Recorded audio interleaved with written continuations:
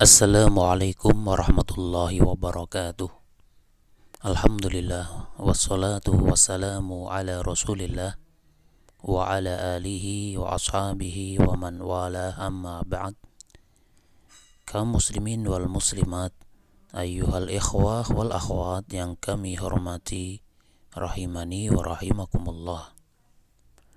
Kita akan melanjutkan pembahasan tentang penjelasan dari matan kitab Al-Ajurumiyah yang ditulis oleh Al-Imam As-Sunhaji rahimahullah.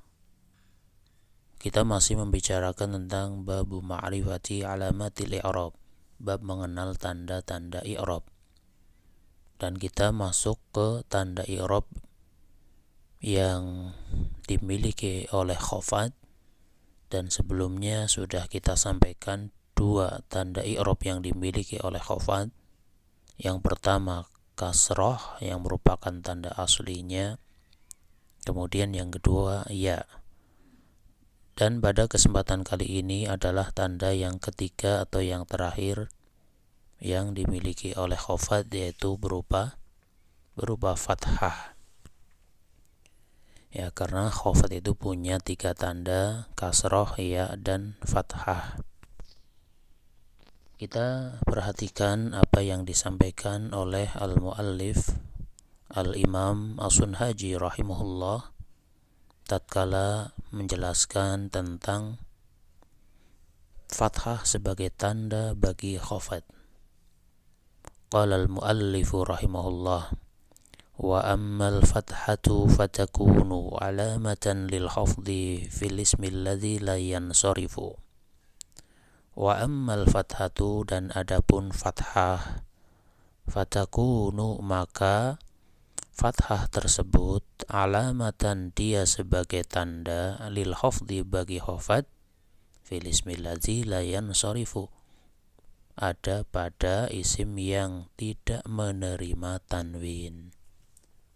Karena isim itu ada dua, ada yang munsharif, yaitu yang menerima tanwin, dan ada yang alladzi la yansarifu atau ghairu munsharif, yaitu yang tidak menerima tanwin. Yang tidak menerima tanwin baik dari jenis isim mufrad maupun dari jenis jamak taksir, ya sama saja hukumnya. Maka di sini sangat jelas bahwasannya isim yang tidak menerima tanwin ketika dia dalam keadaan khafad, maka tandanya menggunakan apa? Menggunakan fathah. Ya, kita lihat contoh-contohnya, al-amsilatu. Contoh yang pertama yaitu bisa dilihat pada surat An-Nisa ayat 86. Di sana Allah Ta'ala menyebutkan fahayyu bi ahsana minha. Ya, adapun ayat lengkapnya yaitu surat An-Nisa ayat 86.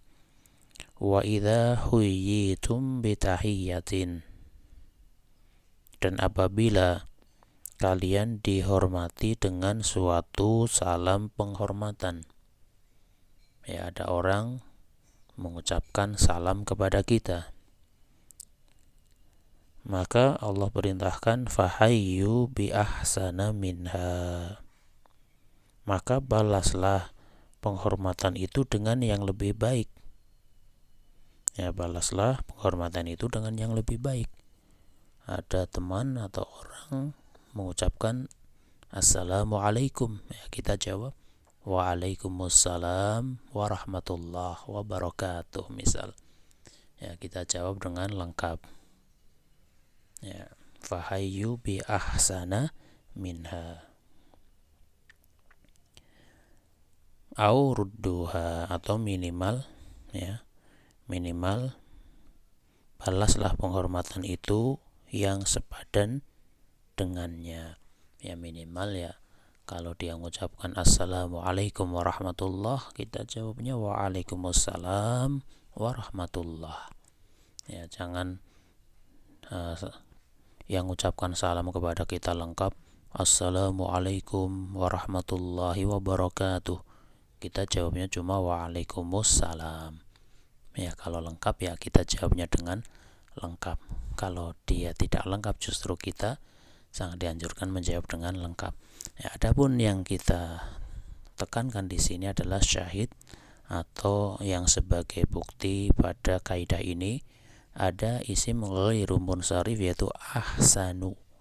Ahsanu ketika dia khafat didahului oleh huruf khafat berupa ba, maka tanda khafatnya dengan fathah, sehingga bi ahsana gitu ya, menjadi bi ahsana dan tidak ada bi ahsani ya, kecuali nanti pada pembahasan yang lain ketika dia menjadi mudhaf gitu ya, fi ahsani taqwimin karena sebagai mudhaf.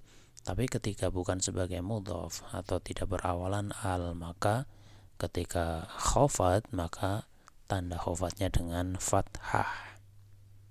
Kita lihat contoh yang kedua, yaitu pada surat An-Naml ayat yang ke-30. Ini merupakan satu-satunya ayat yang di sana disepakati, tidak ada perbedaan pendapat bahwasanya basmalah bagian dari ayat tersebut. Innahu min Sulaimana ya.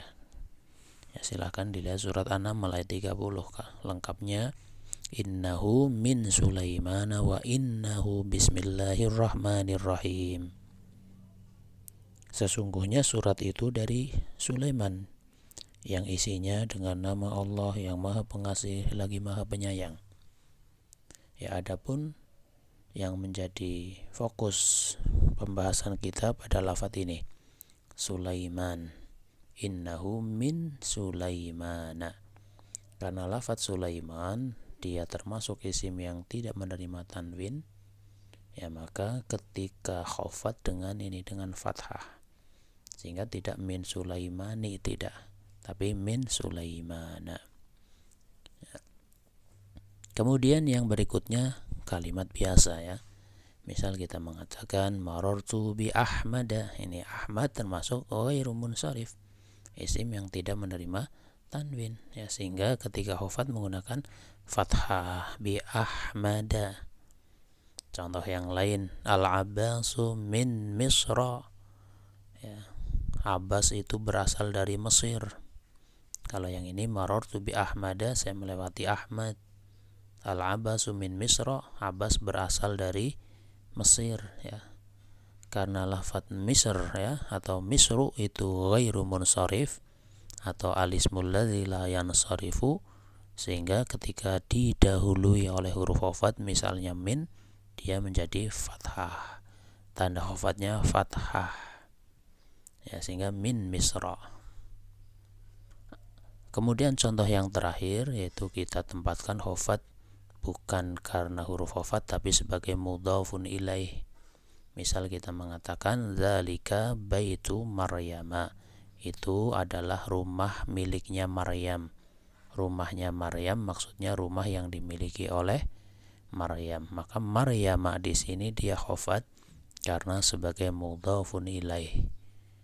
Karena dia isim yang tidak menerima tanwin, sehingga tanda khafatnya ini fathahnya ini tanda khafatnya.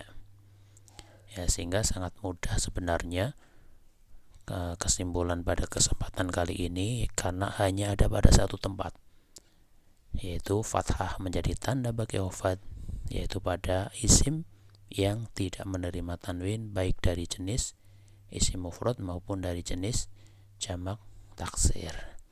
Ya, di sini ini contoh yang isim mufrad semua ya. Jamak taksir misal kita mengatakan nazartu ila madarisa, misal saya memandang sekolah-sekolah ya.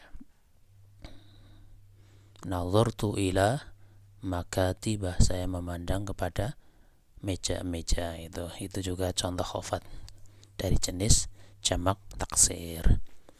Ikhwani wa akhwati, kaum muslimin wal muslimat yang kami hormati rahimani wa rahimakumullah, itu yang bisa disampaikan pada kesempatan kali ini.